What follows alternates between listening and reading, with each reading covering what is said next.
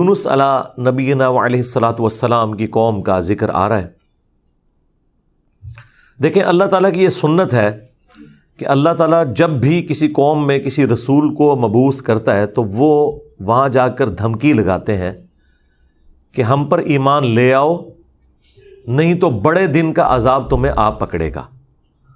اور وہ بڑا دن ان قوموں کے لیے ایام اللہ بن جاتا ہے، جس طرح کہ حضرت موسیٰ علیہ السلام کے مخالفین کے لیے، فرعونیوں کے لیے بخاری مسلم میں آیا کہ 10 محرم کا دن ایام اللہ بن گیا کہ اس دن فرعونی ڈبو دیے گئے۔ اسی طریقے سے قوم نوح جس دن ڈبوئی گئی وہ ان کے لیے ایام اللہ میں سے ایک یوم تھا، اللہ کے بڑے بڑے فیصلوں کے دنوں میں سے ایک دن۔ تو رسول ہمیشہ یہ دعویٰ دیتے ہیں کہ ہم پر ایمان لاؤ، اور اگر ایمان نہیں لاؤ گے تو بڑے دن کا عذاب تمہیں آ پکڑے گا، اور الٹیمیٹلی عذاب آتا ہے، اور اللہ تبارک و تعالیٰ اہل ایمان کو انبیاء کے ساتھ بچا لیتا ہے اور مخالفین کو تباہ و برباد کر دیتا ہے، کبھی سمندری طوفان کی شکل میں، کبھی آسمان سے پتھروں کی بارش کی شکل میں، کبھی تیز آندھیوں کے عذاب کی شکل میں، کبھی زمین میں دھسائے جانے کی شکل میں، مختلف شکلوں میں اللہ تعالیٰ کے عذابات آتے ہیں۔ اور یہ رسولوں کے کیس میں ہے، کیونکہ اللہ تعالیٰ نے پیٹ رول رسولوں کے کیس میں بیان کیا ہے، کتب اللہ لأغلبن انا ورسلی۔ اللہ تعالیٰ نے اپنی ڈیسٹنی میں، تقدیر میں یہ بات لکھ دی ہے کہ بے شک میرے رسول اور میں ہی غالب رہوں گا۔ تو ظاہر ہے کہ رسولوں کا غلبہ اسی صورت میں ہوگا کہ جب رسول دھمکی لگانے کے بعد خود قتل نہ ہو جائے، بلکہ ان کے مخالفین تباہ ہو جائیں اور رسولوں کو اور اہل ایمان کو اللہ تعالیٰ بچا لے۔ ایک ایکسیپشنل کیس سیدنا عیسیٰ علیہ السلام کا ہوا ہے کہ اس وقت تو ان کے مخالفین تباہ و برباد نہیں ہوئے، حضرت عیسیٰ علیہ السلام کو اللہ تعالیٰ نے زندہ آسمانوں پہ اٹھا لیا۔ یہ ایک یونیک ایکسیپشنل کیس ہے، لیکن اس کے بعد سے اب تک یہودی اللہ تعالیٰ کے زیر عتاب ہیں اس حوالے سے کہ انہوں نے اپنی روش درست نہیں کی، اور پھر آخری عذاب کا کوڑا حضرت عیسیٰ علیہ السلام کے ذریعے ہی پڑے گا ان یہودیوں پر، اور وہ جب دنیا میں آئیں گے تو پھر یہودیوں کے خلاف قتال کریں گے۔ دنیا میں ان کا دوبارہ آنے کا مقصد ایک اعتبار سے اس حساب سے بھی بن جاتا ہے کہ انہوں نے اپنی مبارک زندگی میں اپنے مخالفین کے اوپر عذاب نہیں دیکھا تھا، وہ اب جب دوبارہ دنیا میں آئیں گے نا تو وہ عذاب اللہ تعالیٰ ان کے ذریعے ان کے مخالفین پر نازل فرمائے گا۔ یہ بھی ایک حکمت ہے حضرت عیسیٰ علیہ السلام کی دوبارہ دنیا میں آنے کی، اگرچہ یہ ان کی اولادیں ہیں لیکن روش تو انہوں نے نہیں چھوڑی۔ ایک اور ایکسیپشن ہے وہ یونس علیہ السلام کی ہے۔ ان کے کیس میں تو اللہ تعالیٰ نے بالکل ڈیفرنٹ ایک فیصلہ فرمایا کہ یونس علیہ السلام کی قوم نے جب عذاب کے آثار دیکھے تو انہوں نے توبہ کی، اور اللہ تعالیٰ نے ان سب کا ایمان قبول کر لیا، اور وہ قرآن میں آتا ہے کہ 1,00,000 سے بھی زیادہ لوگ تھے جو سارے کے سارے ایک دن میں مسلمان ہو گئے۔ یعنی یونس علیہ السلام کی سال ہر سال کی تبلیغ نے کوئی اثر نہیں دکھایا، جب عذاب کے آثار نظر آئے تو انہوں نے ایمان قبول کر لیا۔ یہ صرف یونس علیہ السلام کی قوم نہیں، باقی قوموں کے بارے میں بھی سورۃ الانبیاء میں آیا کہ جب کبھی بھی رسولوں کے مخالفین پر عذاب آتا تھا تو مخالفین اس عذاب کے وقت پھر چیخیں مارتے تھے اور کہتے تھے کہ یا اللہ ہمیں ایک دفعہ چھوڑ دے، اب ہم تیرے نبی کو مانیں گے۔ سب سے بڑا خبیث فرعون، اس کے بارے میں قرآن میں سورہ یونس میں ہی ہم پڑھ چکے ہیں کہ اس نے بھی موت کے وقت کہا تھا کہ میں ایمان لاتا ہوں موسیٰ علیہ السلام کے رب پر، بنو اسرائیل کے رب پر، اور پھر اللہ تعالیٰ نے جواب میں فرمایا آن، اس وقت اب ایمان لے کر آیا، اس وقت ایمان لانا تجھے کوئی فائدہ نہیں دے گا۔ جو جامعہ ترمذی میں بھی حدیث ہے کہ موت کے غرغرے سے پہلے پہلے توبہ قبول ہے۔ یہ جو موت کا غرغرہ ہے نا، یہ امتوں کے کیسز میں عذاب کے آثار کا سامنے نظر آنا ہے۔ وہ پوری قوم کے لیے موت کے غرغرے کا وقت ہے، اگرچہ وہ ان پہ نظر نہیں آئی ہے، لیکن وہ اللہ کا فیصلہ ہو چکا ہے، وہ اب انہوں نے کنفرم مرنا ہی مرنا ہے۔ وہ آثار جب نظر آنا شروع ہوئے تو باقی قومیں بھی آہو بکا کرتی تھیں، اس قوم نے بھی آہو بکا کیا، اور اللہ تعالیٰ نے ان کے کیس میں وہ سن لیا اور انہیں بچا لیا۔ اور جب یونس علیہ السلام واپس آئے وہ تو دنگ رہ گئے کہ یہ کیا ہوا، میں تو انہیں عذاب کا وعدہ دے کے گیا تھا، یہ سارے کے سارے زندہ سلامت ہیں۔ اور اس سے بڑھ کر ان کو حیرانگی یہ ہوئی کہ وہ سب کے سب لوگ ایمان بھی لے آئے. تو اب حضرت یونس علیہ السلام کو وہ غم تو بھول گیا کہ میرا دیا ہوا وعدہ پورا نہیں ہوا. ظاہر ہے ایک امبیرسمنٹ تو تھی کہ آپ قوم کو کہہ کے یہ نکلے ہیں کہ اب تم پہ عذاب آئے گا, اور عذاب نہیں آیا. تو امبیرسمنٹ تو حضرت یونس علیہ السلام نے فیل کی, لیکن اس کی کمپنسیشن اللہ نے اس حوالے سے کر دی کہ جو ان کا مقصد ہے وہ پورا ہو گیا کہ لوگ ایمان لے آئے. آپ سورۃ الاعراف میں, سورہ ہود میں بھی دیکھیں گے کہ جب کبھی قوموں پر عذاب آتا ہے تو اینڈ پہ وہ قوم کا پیغمبر عذاب دیکھنے کے بعد اپنی قوم سے مخاطب ہو کے کہتا ہے کہ میری قوم, میں نے تو بڑی کوشش کی تھی کہ تمہیں اس عذاب سے بچا لیتا, لیکن تم خود گمراہی پر تلے ہوئے تھے. تو عذاب کے بعد بھی قوموں کا درد پیغمبروں کے سینے میں رہتا ہے, ایک نیچرل چیز ہے. رقیق القلب ہوتے ہیں نا جو پیغمبر ہوتے ہیں. تو یہاں پر جب انہوں نے دیکھا سب ایمان لے ہیں تو ظاہر ہے کہ وہ ایک ہیپی اینڈنگ ہوئی ہے. کیا ڈراپ سین ہوا ہے. میں کبھی بعض اوقات یہ جب حضرت یونس علیہ السلام کی قوم کا واقعہ قرآن میں پڑھتا ہوں نا, تو میں بڑی خواہش کرتا ہوں کہ میں جنت میں جا کے یہ منظر دیکھوں کہ وقت کا پیغمبر عذاب کی وعید سنا کے گیا ہے اور لوگ چیخو پکار کر رہے ہیں, اور ایسا یونیک کیس ہو گیا, سمجھ لیں مردے ہی زندہ ہو گئے, کہ اللہ تعالیٰ ان کی چیخو پکار سن کے ان کی توبہ بھی قبول کر لیتا ہے. اور پھر یونس علیہ السلام جب واپس آتے ہیں ان کی حیرانگی کیا ہوگی. ٹھیک ہے, کیا ڈراپ سین ہوگا. میں کہتا ہوں جی اس طرح کی کوئی ٹریجک فلم نہیں ہو سکتی جو یونس علیہ السلام اور ان کی قوم کی ہے. اور وہ کیوں ہوا؟ صرف یونس علیہ السلام سے ایک اجتہادی خطا ہوئی. ہم اسے گناہ نہیں کہتے, وہ خطا ہے. انبیاء خطا کرتے ہیں, لیکن چونکہ وہ اپنی خطا پر قائم نہیں رہتے اور وہ گناہ کے زمرے میں بھی نہیں ہے, غلطی ہے بحیثیت انسان. انسان غلطیوں سے پاک اگر ہم پیغمبروں کو کہتے ہیں تو یہ پاک وہ والا نہیں ہے جس طرح اللہ پاک ہے. آپ سبحان کا لفظ صرف اللہ کے ساتھ بولتے ہیں, کوئی پیغمبر بھی سبحان نہیں ہے. پرفیکٹ صرف اللہ ہے. دیکھیں انسان تو ہے ہی امپرفیکٹ.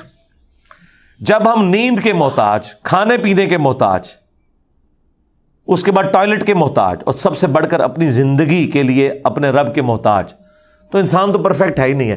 پرفیکٹ صرف اللہ ہے جو کسی کا محتاج نہیں ہے.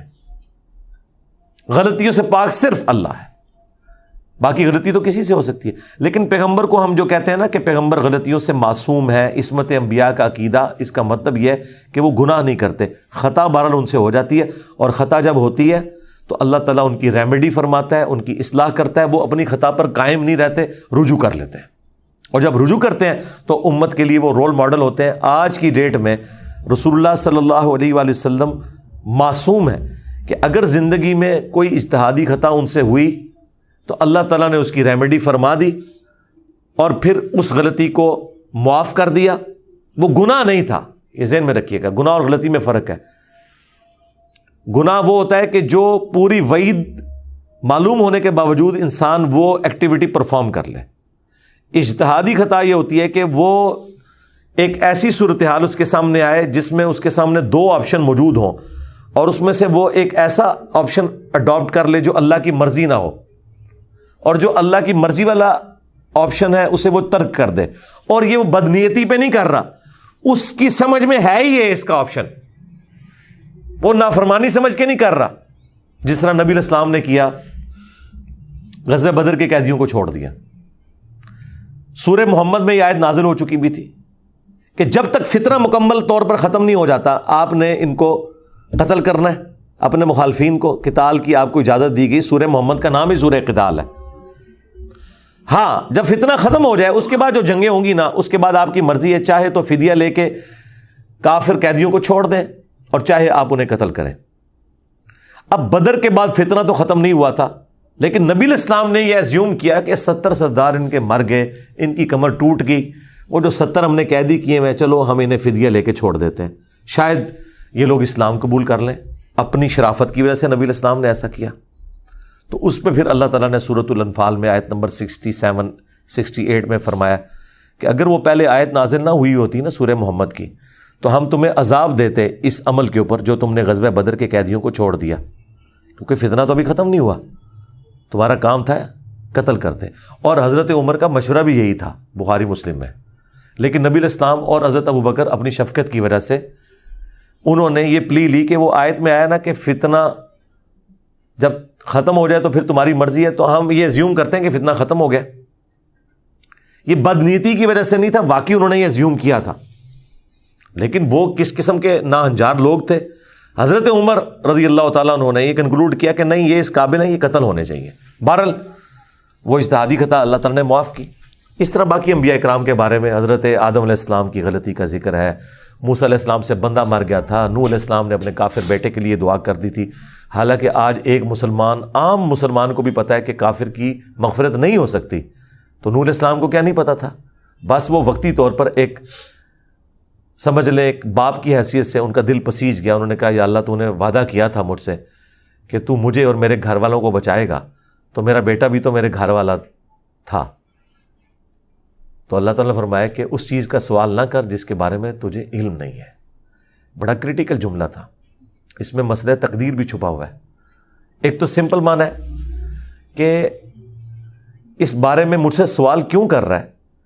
تم نے کب یہ ایزیوم کر لیا کہ تمہارے گھر والے اگر کفر کریں گے تو میں انہیں چھوڑ دوں گا؟ گھر والوں سے مراد وہ گھر والے تھے جو ایمان لے کر آئیں گے. آپ کی بیوی نہیں لائی، ایک بیٹا نہیں لایا، باقی گھر والے لے آئے ایمان، تو بچ گئے. اور دوسرا یہ جو جملہ تھا نا کہ اس چیز کا سوال نہ کر جس کے بارے میں تجھے علم نہیں، سورہ ہود میں آیت نمبر 46 میں، اور اے نوح جاہلوں میں شمار نہ ہو. یہ بڑا سخت جملہ ہے. یہ مسئلہ تقدیر کی طرف اشارہ ہے کہ تجھے نہیں پتا کہ میری تقدیر میں یہ لکھا ہے کہ یہ نبی کا بیٹا ہونے کے باوجود بھی اللہ کے علم میں یہ جہنمی ہے. وہ اللہ تعالیٰ نے اسے جہنمی نہیں بنایا بلکہ اپنے کرتوتوں کی وجہ سے. تو اللہ کی تقدیر کے اوپر تو کسی کا بھی علم نہیں ہے نا جب تک اللہ تعالیٰ مطلع نہ کر دے. یہ بہت کریٹیکل ایشو ہے، اس لیے میں نے الگ سے ایک ویڈیو اس پہ ریکارڈ کروائی ہے. عصمت انبیاء کا عقیدہ، اس کا ٹائٹل ہے انبیاء گناہ نہیں کرتے. یہ ہمیں جو عصمت انبیاء کا عقیدہ بتایا گیا ہے وہ یہ ہے کہ نعوذ باللہ انبیاء کے اندر گناہ کرنے کی حص ہی نہیں ہوتی. یعنی انبیاء کرام جو ہے ان کے ساتھ وہ کمزوریاں بشری اٹیچ نہیں ہیں جو باقی انسانوں کے ساتھ اٹیچ ہیں. اگر یہ بات ہوتی تو انبیاء کی فضیلت ہی نہ ہوتی. انبیاء کی فضیلت ہے ہی اس وجہ سے کہ وہ بشری کمزوریوں پر اوور کم کرتے ہوئے اللہ کے خوف کی وجہ سے گناہوں سے بچ جاتے ہیں. ادروائز پھر فرشتوں میں اور انسانوں میں کوئی فرق ہی نہ رہ جائے. تو یہ ہے اصل چیز جو انہیں فضیلت میں لے جاتی ہے عام انسانوں کی نسبت، کہ وہ اللہ کا اتنا خوف رکھتے ہیں کہ وہ گناہوں سے بچتے ہیں. رہی لغزش، اجتہادی خطا، وہ ہو سکتی ہے. تو میں نے وہ انبیاء گناہ نہیں کرتے اس میں تفصیل کے ساتھ واقعات مختلف قرآن سے بیان کیے. سورہ یوسف میں ہے کہ اس عورت نے یوسف کا قصد کیا، یوسف بھی عورت کا قصد کر لیتا اگر اپنے رب کی برہان نہ دیکھتا. اب اندازہ کریں، اللہ تعالیٰ فرما رہا ہے کہ یوسف علیہ السلام بھی اس برائی میں پڑ جاتے اگر اللہ تعالیٰ انہیں ایک خاص نشانی نہ دکھاتا. وہ قرآن میں تو رپورٹ نہیں ہوئی، اسرائیلی روایتوں میں آتا ہے کہ اللہ تعالیٰ نے اس وقت حضرت یوسف علیہ السلام کو اپنے والد کی شبیہ دکھا دی تھی حضرت یعقوب علیہ السلام کی، اور وہ انگلی سے یوں اشارہ کر رہے تھے کہ یہ کام نہیں کرنا تم نے. یا اس وقت شیطان بھیانک شکل میں انہیں نظر آ گیا کہ یہ شیطان مجھ سے برائی کا کام کروانے لگا ہے. بہرحال کوئی نشانی اللہ نے دکھائی ہے، قرآن میں ہے، اور اس کی وجہ سے وہ برائی سے بچے ہیں. اس کا مطلب ہے کہ ان میں مادہ موجود تھا لیکن اللہ نے انہیں بچایا ایک نشانی کے ذریعے. تو انبیاء کی اللہ تعالیٰ حفاظت کر لیتا ہے. یونس علیہ السلام سے جو آپ سمجھ لیں اجتہادی خطا جسے ہم گناہ نہیں کہتے، وہ یہ ہوئی کہ جب مقررہ وقت کے اوپر قوم یونس ایمان نہیں لے کر آئی تو یونس علیہ السلام نے انہیں کہا کہ اب 3 دن بعد عذاب آ جائے گا. جو اللہ نے وعدہ کیا تھا کہ یہ ان کا سمجھ لیں ٹائم اینڈ ہو رہا ہے، اس ٹائم لائن کے بعد عذاب آنا ہے. لیکن ساتھ یہ ضروری تھا کہ اللہ تعالیٰ کی وحی کا انتظار کرنا ہے اس علاقے کو چھوڑنے سے پہلے. تمام انبیاء جب قوموں کو وحی سناتے ہیں نا تو پھر اللہ تعالیٰ کی وحی کی اجازت کے بعد اس علاقے کو چھوڑتے ہیں. نبی اسلام نے بھی ہجرت دیکھیں اینڈ پہ کی ہے، ایویں نہیں، مطلب آپ خود سے نہیں نکلے، اللہ تعالیٰ کی وحی کے ذریعے نکلے. قرآن میں سورۃ الانفال میں آیا تھا کہ یہ جب کافر کہتے تھے نا کہ ہم پر عذاب کیوں نہیں نازل ہوتا، ہم نبی کا انکار کر رہے ہیں، تو اللہ تعالیٰ نے فرمایا کہ جب تک اے نبی تم ان میں موجود ہو ہم ان کو عذاب نہیں دیں گے. اللہ کی سنت ہے کہ جب کبھی کسی قوم کو عذاب دینا ہوتا ہے نا تو اس قوم میں سے انبیاء اور اہل ایمان کو الگ کرتا ہے، پھر باقی کی قوم پر عذاب آتا ہے، اور وہ اللہ تعالیٰ نے نکالا اور غزوہ بدر میں لا کے ڈبویا ان کو، جس طرح فرعونیوں کو اپنے محلات سے نکال کے سمندر میں غرق کیا تھا، مشرکین عرب کو اپنے گھروں سے نکال کر بدر میں ڈبویا صحابہ کرام کی تلواروں کے ذریعے۔ یہ عذاب استیصال کی ایک قسط ان پر آئی تھی۔ تو یونس علیہ السلام نے ازیوم کیا کہ ظاہر ہے کہ اس کے بعد عذاب تو آنا ہی ہے، لیکن ان کی شان اس سے بلند تھی کہ وہ وحی کا انتظار کیے بغیر نکل گئے۔ بس جب وہ نکلے، جس کشتی میں سوار ہوئے، وہ کشتی جو ہے وہ بھنور میں پھنس گئی، اور ان کی اپنی ایک نارمز چل رہی تھیں کہ اگر کشتی بھنور میں پھنس جائے تو یہ اس چیز کی علامت ہے کہ کوئی غلام اپنے آقا کی اجازت کے بغیر بھاگ کر آ گیا۔ پھر وہ قرعہ اندازی کرتے تھے، اور جس کے نام قرعہ نکلتا تھا اس کو فدیے کے طور پر وہ سمندر میں ڈال دیتے تھے۔ پہلی دفعہ قرعہ اندازی کی گئی، بیلٹنگ، تو حضرت یونس علیہ السلام کا نام نکلا۔ ان کا نہیں یونس علیہ السلام تو اس طرح ہو ہی نہیں سکتا۔ دوسری بار، تیسری بار، تینوں بار یونس علیہ السلام کا نام نکلا قرعہ اندازی میں۔ تو یونس علیہ السلام نے، اچھا قرآن میں اشارتاً اس کا ذکر ہے، اسرائیلی روایتوں میں تفصیل کے ساتھ ہے، لیکن یہ بالکل قرآن میں فٹ ان بیٹھتی ہیں۔ یعنی آپ کو یہ تو بتایا گیا کہ یونس السلام مچھلی کے پیٹ میں رہے، تو وہ مچھلی کے پیٹ میں پہنچے کیسے تھے؟ مچھلی کے پیٹ تک پہنچنے کے لیے تو آپ کو دوست چاہیے، نیچے ہے مچھلی، اتنی بڑی ویل مچھلی ہے، کوئی چھوٹی مچھلی کے پیٹ میں تو رہ نہیں سکتا بندہ۔ تو وہ حضرت یونس علیہ السلام کو انہوں نے سمندر میں پھینک دیا۔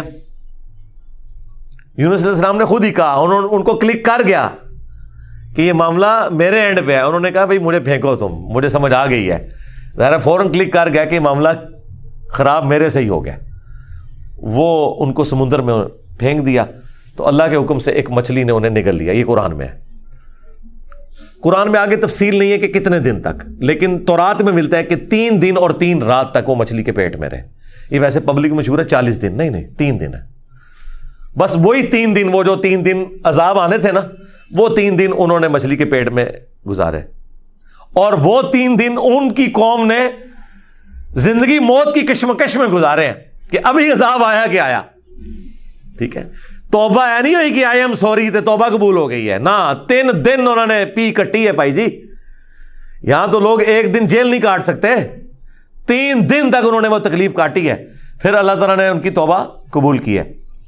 اور یہاں پہ حضرت یونس علیہ السلام 3 دن تک مچھلی کے پیٹ میں، اندھیرے میں، اور دیکھیں اللہ نے ان کو ایسے کلمات سکھا دیے، مختصر تھے، پرفیکٹ تھے، بہترین توبہ، لا الہ الا انت سبحانک۔ سورۃ الانبیاء میں یہ دعا آئی ہے، اے اللہ تیرے سوا کوئی معبود نہیں، اور تو پاک ہے نا، پاک تو غلطی نہیں کر سکتا۔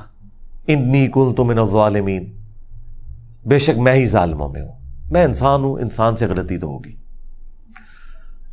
تو یہ دعا اتنی اللہ کو پسند آئی کہ سورہ الصافات میں ہے کہ یونس اگر مچھلی کے پیٹ میں ہمیں ان الفاظ کے ساتھ یاد نہ کرتے تو پھر مچھلی کے پیٹ سے اسی دن نکالے جاتے جس دن مردے اپنی قبروں سے نکالے جائیں گے۔ قیامت کے دن تک مچھلی کے پیٹ میں رہتے، یعنی مچھلی کا پیٹ ان کی قبر بن جاتی۔ اتنا غصہ ایک جملے نے ٹھنڈا کر دیا، اور ساتھ اللہ نے فرمایا کذالک ننجی المؤمنین، ہم اہل ایمان کو اسی طریقے سے نجات دیں گے۔ یعنی جو بھی یونس والے طریقے سے ہماری طرف متوجہ ہوا اسے بھی ہم نجات دیں گے۔ یہ دعا ہمیں اتنی پسند ہے کہ جو ان الفاظ کے ساتھ ہم سے معافی مانگے گا ہم اسے بھی نجات دیں گے۔ جامعہ ترمذی میں حدیث ہے، جو یونس علیہ السلام کی دعا کے ذریعے اللہ کی طرف متوجہ ہوا اللہ تعالیٰ کبھی اسے محروم نہیں لوٹائے گا۔ لا الہ الا انت سبحانک انی کنت من الظالمین، اور جمع کے صیغے سے پڑھیں گے تو لا الہ الا انت سبحانک انا کننا من الظالمین۔ وہاں تھا انی کنت من الظالمین، یہ ہے انا کننا من الظالمین۔ دونوں طریقے سے آپ دعا مانگ سکتے ہیں، بہترین دعا ہے یہ، اس میں اعظم ہے دعاؤں کی قبولیت کے لیے۔ قرآن میں بھی ہے کذالک ننجی المؤمنین، اور جامعہ ترمذی میں بھی آیا ہے کہ جو اس دعا کے ذریعے اللہ کی طرف متوجہ ہوگا اللہ تعالیٰ اسے محروم نہیں لوٹائے گا. لہذا جو جامعہ ترمذی میں حدیث ہے نا کہ اللہ کی حمد اور دروشی پڑھ کے دعا کرو تو قبول ہوتی ہے, تو وہ اللہ کی حمد میں نا آپ اس کو شامل کریں, لا الہ الا انت سبحانک انی کنت من الظالمین. یہ اللہ کی بیسٹ حمد بھی ہے اور بیسٹ استغفار بھی ہے, اور ایسا استغفار ہے کہ اللہ کی رحمت کو ٹریگر کرنے والا ہے. دیکھیں آپ نے اللہ تعالیٰ کی کس چیز کو ہائی لائٹ کی ہے کہ یا اللہ تو پاک ہے, تو غلطی کر نہیں سکتا, اس کی عظمت مان لی, اور پھر ساتھ ہی کہا کہ مجھے تو نے بنایا ہی ایسا ہے کہ میں غلطی کروں گا, تو دیکھ میں کمزور ہوں, میں مان رہا ہوں میں غلطی کروں گا, تو کر بیٹھا ہوں تو معاف کر دینا. اس سے بیسٹ انداز نہیں ہو سکتا اپنی غلطیوں پر معافی مانگنے کا. تو یہ حرز جاں بنائیں, لا الہ الا انت سبحانک انی کنت من الظالمین. یقین کریں یہ دعا آپ کے سامنے یونس علیہ السلام ہو, مچھلی کا پیٹ, گپ اندھیرا, 3 دن 3 رات, دنیا میں کوئی آ کے آپ کو ریسکیو نہیں کر سکتا, اور موت سامنے نظر آ رہی ہے. حضرت یونس علیہ السلام اسی طریقے سے بچے ہیں جیسے مردہ کو زندہ ہو جائے, اور یہاں لوگ کہتے ہیں بڑا گرم ذکر ہے جی, خوشبو لا کے کرنا چاہیے, اور صاف ستھری جگہ. بھائی جس نے یہ کیا تھا اس سے زیادہ تعفن والی جگہ کوئی نہیں تھی, مچھلی کا پیٹ. یہ تو چلتے پھرتے, نہ اس کے لیے وضو ہونا شرط ہے, نہ اس کے لیے غسل ہونا شرط ہے, اس کے لیے صرف ایک نیک نیتی کے ساتھ اللہ کی طرف متوجہ ہونا شرط ہے کہ آپ مان لیں کہ آپ کمزور ہیں, طاقتور وہ ہے. آپ غلطی کریں گے, وہ غلطی نہیں کرتا. آپ معافی مانگیں گے, وہ معافی دینے والا ہے. اللہ بھی التواب ہے اور بندے بھی توبہ کرنے والے ہیں. اللہ کی توبہ یہ ہے کہ جب آپ اللہ کی طرف رجوع کرتے ہیں, توبہ کا مطلب ہوتا ہے رجوع لانا, تو اللہ آپ کی طرف رجوع لے آتا ہے.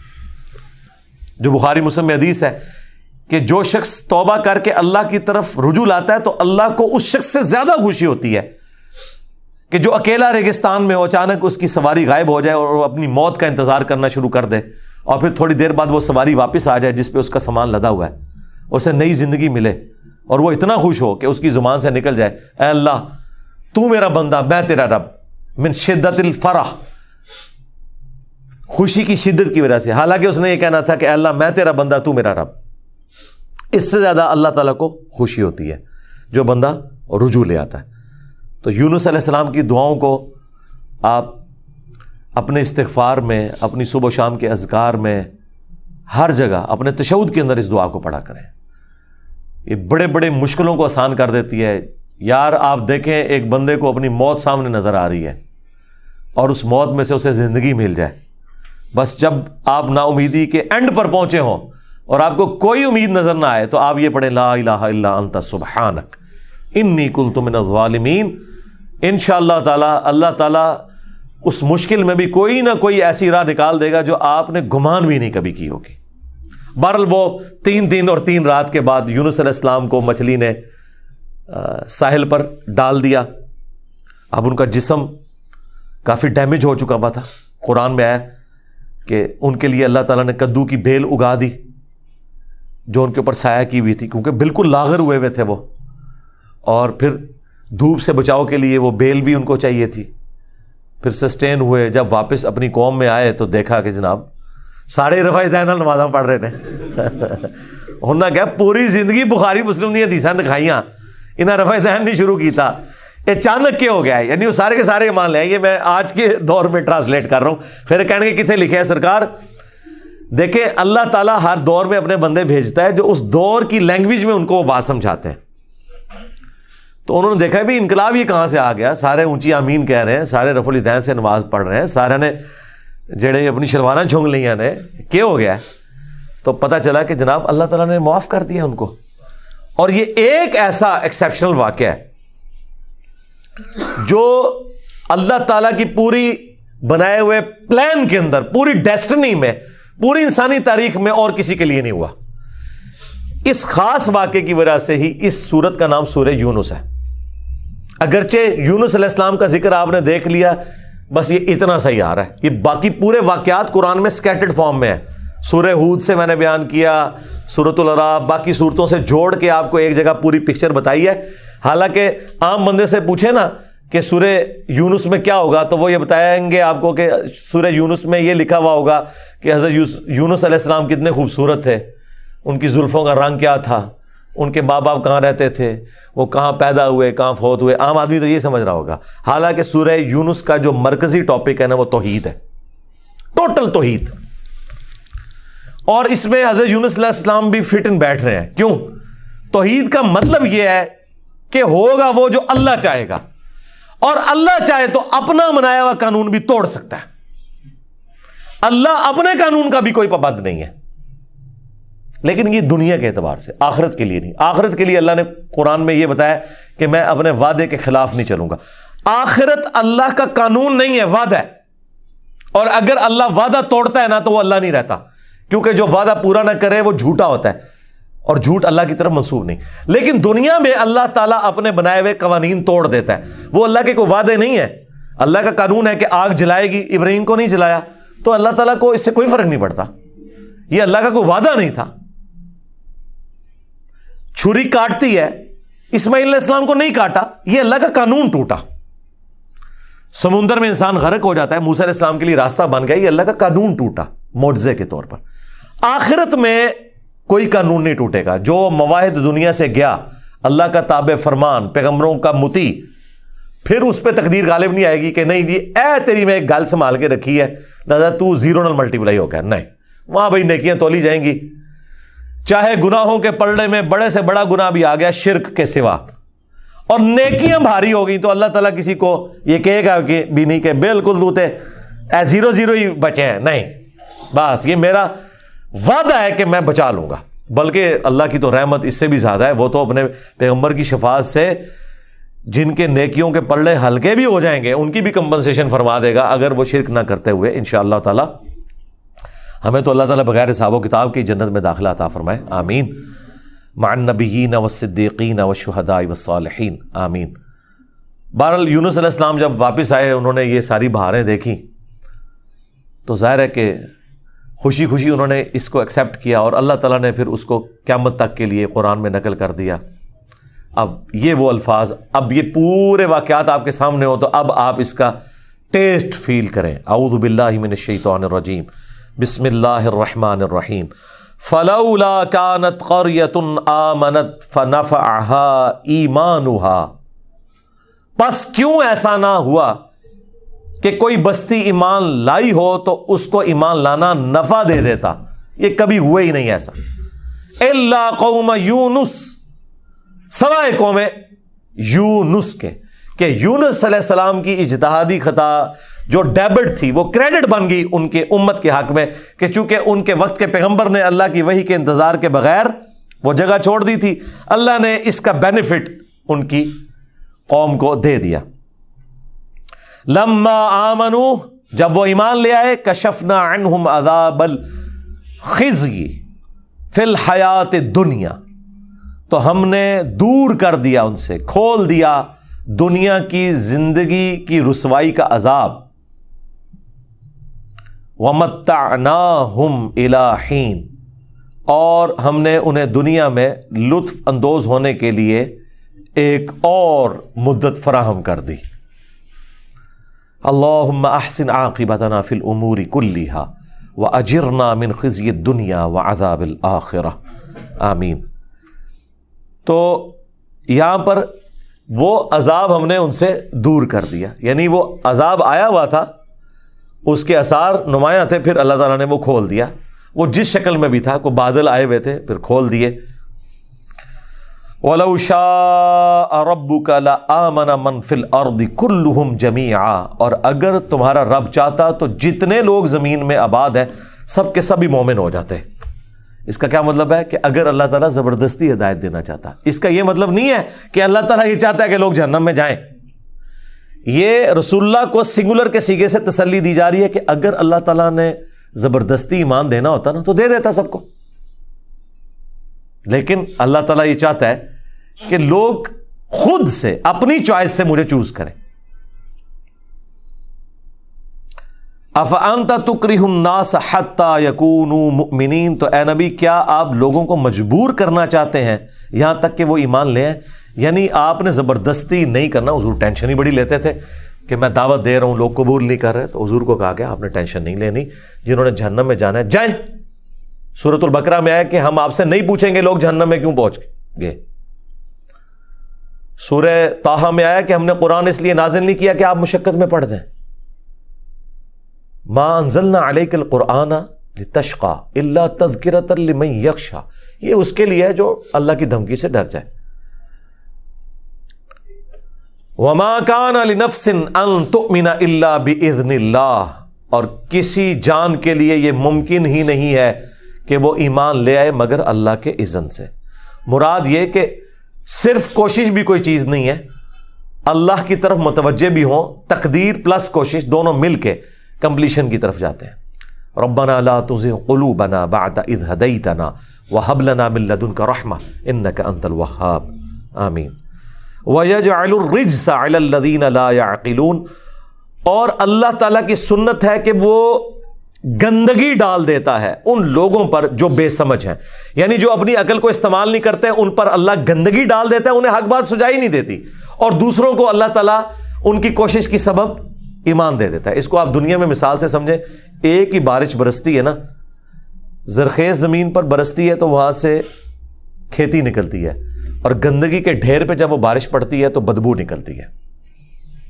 اس میں بارش کا قصور نہیں ہے، اس گندگی کے ڈھیر کا ہے. ایک شخص نے اپنے آپ کو خود گندگی کا ڈھیر بنا لیا کہ اس نے حق بات قبول نہیں کرنی، تو اس کا اینڈ رزلٹ یہی نکلنا ہے کہ اس سے آپ پورا قرآن گزار دیں.